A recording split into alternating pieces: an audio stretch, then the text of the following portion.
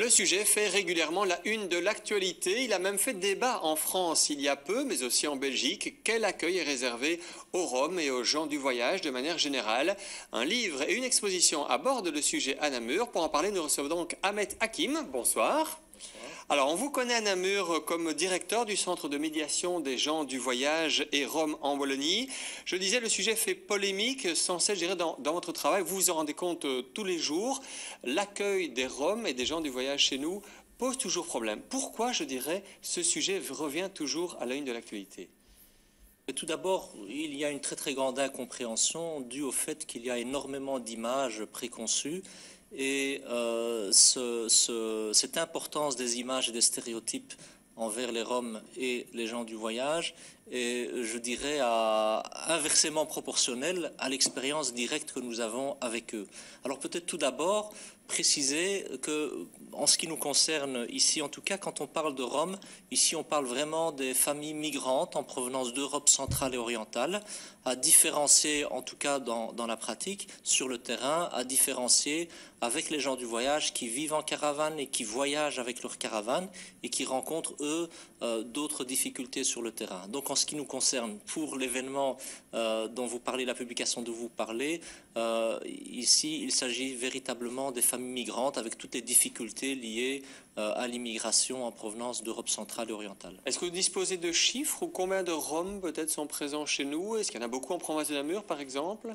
Alors tout d'abord, peut-être rappeler que être Rom, c'est appartenir à une minorité culturelle et linguistique qui est présente dans tous les pays des Balkans, donc encore une fois en Europe centrale et orientale. Il n'y a pas un statut administratif et encore moins une nationalité qui est attachée à la qualité de Rome ou à l'appartenance à la culture ou à la communauté Rome. Maintenant, d'après le centre de médiation et les associations qui travaillent en Belgique, on parlerait d'une vingtaine de milliers de personnes, mais pour toute la Belgique. Donc, dans ces vingtaines de milliers de personnes, il y a effectivement des Roumains, des Bulgares, des Hongrois, des Tchèques, des Slovaques et d'autres nationalités. Mais nous n'avons qu'un aperçu relativement, je dirais, général de la présence des Roms en Belgique. Très bien, alors un livre, je le disais, je vais le montrer là à l'écran si on le voit. Le titre donc, Les Roms, chronique d'une intégration impensée. Alors, que dites-vous dans ce livre? Quelle est la problématique que vous abordez?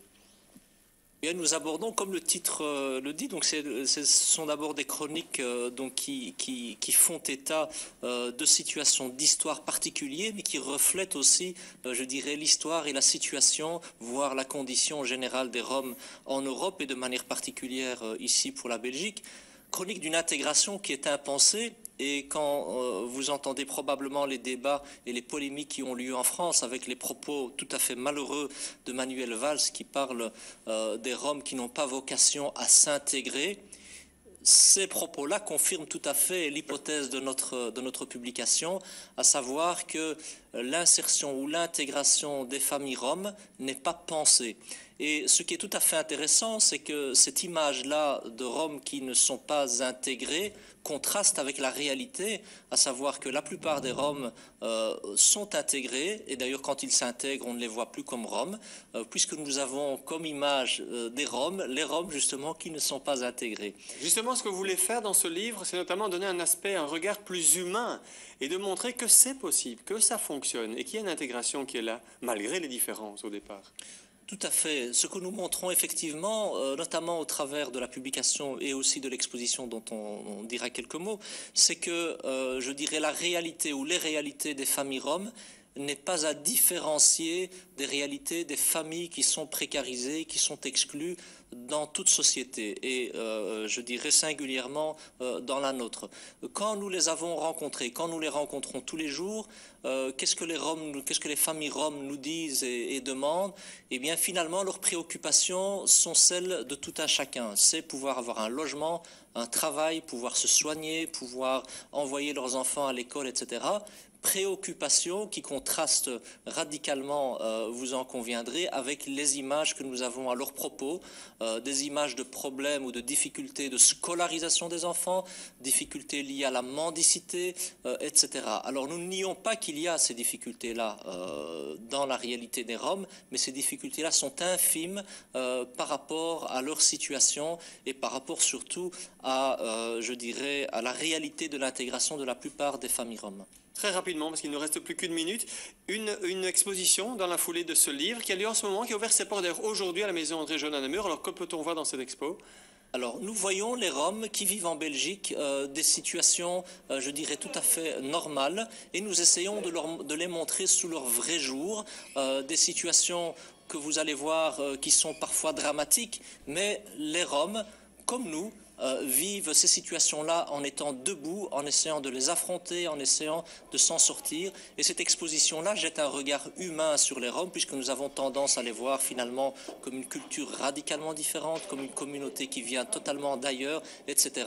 Finalement, ce sont des hommes et des femmes comme nous. Oui, on l'a vu dans les images qui viennent de passer de cette exposition, images prises aujourd'hui. Alors ça se passe donc jusqu'au mardi 5 novembre. Non, ça se passe jusque quand votre exposition? Jusqu'au début novembre, jusqu'au 8 novembre. Jusqu'au 8 novembre, c'est ça. Et par contre, le mardi 5 novembre, un débat, mais un débat aussi ce jeudi.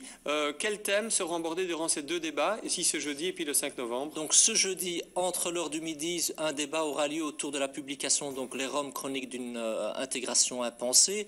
Et le 5 novembre, en soirée, donc à partir de 20h, conférence-débat avec plusieurs intervenants, dont Alain Régnier, qui est professeur et éminent anthropologue, spécialiste des gens du voyage et des Roms à Louvain-la-Neuve, donc à l'UCL, et Joseph Tonon de la CGSP et moi-même.